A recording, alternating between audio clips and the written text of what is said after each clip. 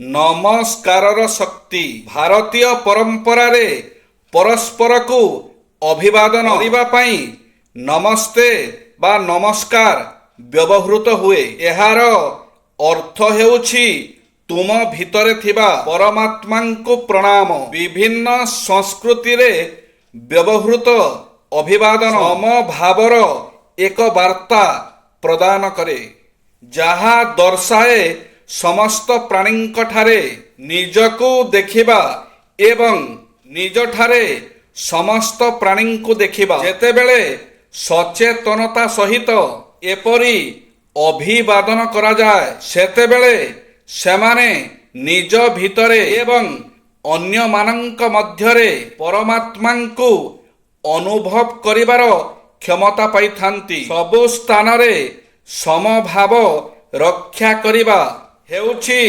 ନିରାକାରର ମାର୍ଗ, ଯାହା ଏକ କଠିନ ମାର୍ଗ ଭାବରେ ବିବେଚନା କରାଯାଏ। ନିଷ୍କାମ ଭାବରେ ଧର୍ମ ପାଳନ କଲେ ସେହି ଧର୍ମ ଅନ୍ତଃକରଣ ଶୁଦ୍ଧ କରି ଜୀବକୁ ମୁକ୍ତ କରିଦିଏ। ସେହିପରି ଯଦି କାମନା ଛାଡ଼ି ଅନ୍ୟମାନଙ୍କର ଉପକାର, ହିତ ଓ ସୁଖରେ ଧନ ବ୍ୟୟ କରାଯାଏ, ତେବେ ତାହା ମଧ୍ୟ ଅନ୍ତଃକରଣକୁ ଶୁଦ୍ଧ କରି ଜୀବକୁ ମୁକ୍ତ କରିଦିଏ। କର୍ମ ଯୋଗ ଦୃଷ୍ଟିରୁ ମନୁଷ୍ୟ ଯେତେବେଳେ ରାଗ ଦ୍ୱେଷ ଦୂର କରିଦିଏ, ସେତେବେଳେ ତାହାର ସ୍ୱଭାବ ଶୁଦ୍ଧ ହୋଇଯାଏ। ଫଳରେ ତା ହୃଦୟରୁ ସ୍ୱାର୍ଥ ଭାବ ଦୂର ହୋଇ ସଂସାରର ମଙ୍ଗଳ ଭାବନା ଜାଗ୍ରତ ହୁଏ। ପ୍ରାଣୀମାନଙ୍କର ହିତ କରିବା ଯେପରି ଭଗବାନଙ୍କର ସ୍ୱଭାବ, ତାର ସ୍ୱଭାବ ମଧ୍ୟ ସେହିପରି ପ୍ରାଣୀମାନଙ୍କର ହିତ ସାଧନରେ ପ୍ରବୃତ୍ତ ହୁଏ। ତାର ସମସ୍ତ କର୍ମ ଯେତେବେଳେ ପ୍ରାଣୀମାନଙ୍କ ହିତ ଦୃଷ୍ଟିରୁ ହେବାକୁ ଲାଗେ, ସେତେବେଳେ ଭଗବାନଙ୍କ ସର୍ବଭୂତ ସୁହୃତା ଶକ୍ତି ସହିତ ତାର ଏକତ୍ୱ ହୋଇଯାଏ ଏବଂ ତା ସ୍ୱଭାବରେ ଭଗବାନଙ୍କର ସୁହୃତା ଶକ୍ତି କାମ କରିବାକୁ ଲାଗେ।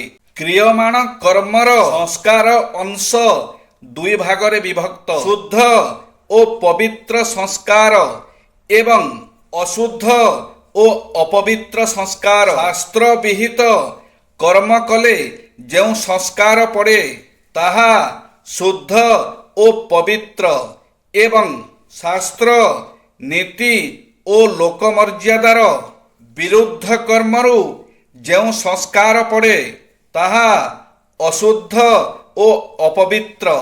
ଧର୍ମ ବିଶ୍ୱାସ କାହିଁକି ଆମକୁ ଶାନ୍ତି, ସ୍ଥିରତା ଏବଂ ଦୃଢ଼ତା ଦିଏ, ସେ ସମ୍ବନ୍ଧରେ ଡକ୍ଟର ୱିଲିୟମ ଜେମ୍ସ କହନ୍ତି, ସାଗର ବକ୍ଷ ପ୍ରଚଣ୍ଡ ଲହରୀ ଦ୍ୱାରା ଅଶାନ୍ତ ହେଉଥିଲେ ମଧ୍ୟ ଗଭୀର ସାଗର ତଳ ଶାନ୍ତ ଏବଂ ନିସ୍ତବ୍ଧ ରହିଥାଏ।